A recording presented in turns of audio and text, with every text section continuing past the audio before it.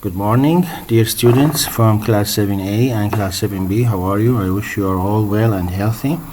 Today I give the second video in science. The subject is the human digestive system, page 24, of course, book 8. The objectives is first, what is the human digestive system consist of? What is the body organ all the body organ involved in this digestive system? Second, where do digestion and absorption mainly take place? There are some body organs, they make digestion. Some other body organs, they make only absorption. Okay, we shall know them today. 3, the digestive system organs and their function. Okay, we shall go one by one, which body organ makes which function, what is his duty in the digestive system. What is the human digestive system consist of? First, human digestive system consists of, this is the human digestive system. This is the human digestive system. First, the alimentary canal. The alimentary canal are these body parts where the food goes through. But not all the body parts of the digestive system food goes through. So the food goes through the mouth, the esophagus, the stomach, the small intestine here, and the large intestine. But it doesn't go through the liver or the pancreas or the appendix. This is small thing here is the appendix. Okay, so the alimentary canal. If I tell you what is the alimentary canal consist of, you tell me mouth, esophagus, stomach, small intestine, large intestine, and the anus. These body parts are all of them. They are called the alimentary canal, or in some books they call them the gut or alimentary canal. So, but these are not all the digestive system. This is the alimentary canal is part of the digestive system. The digestive system then consists of the liver. This is the liver here, and the what else? The pancreas. This is the pancreas here, and also the salivary glands. Where are the salivary glands? These green things. You see these green things here? They are called the salivary glands. So it is just a fluid which comes in the mouth.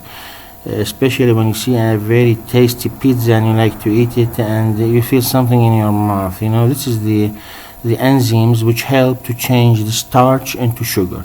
Of course, sometimes maybe you ask me, but sir, we don't feel any sugar in the mouth. Of course, because the process of chewing and swallowing is so fast, you cannot feel the sugar in your mouth because it first will be transformed here, I think, in the stomach.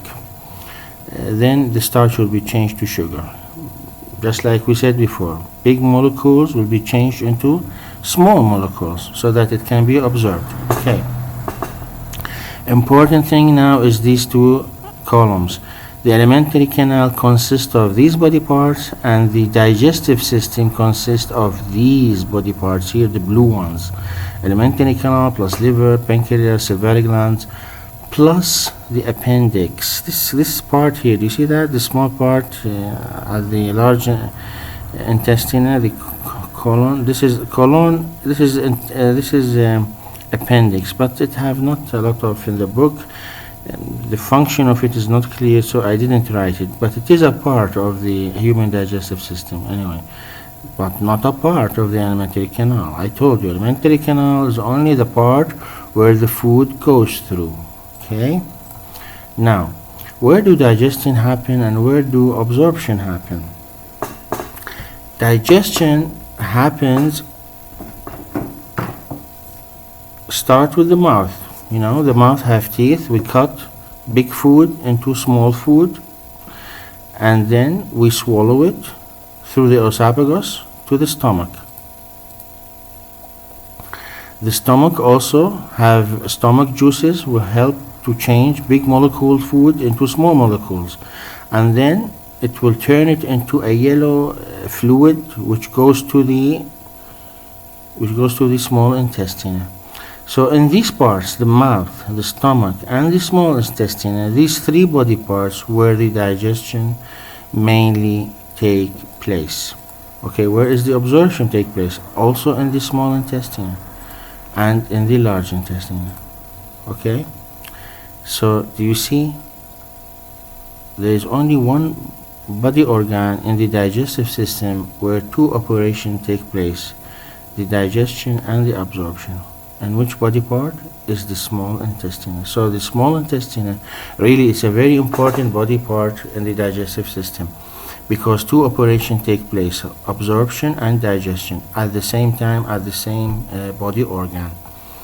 Okay, and but absorption may happen also in the small intestine and in the large intestine. We shall see later in a table each body organ and its main function, what it do really in the digestive system. Mouth. So the digestive system organs and their function. The mouth, I told you, as it chews food and change the food into small pieces so that it will be easy to swallow.